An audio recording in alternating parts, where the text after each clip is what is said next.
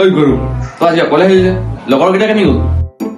চা মই আহি থাকোঁতে নগেনৰ ঘৰ চোতালত নগেনে খগেনে মামল গুটি খেলি আছে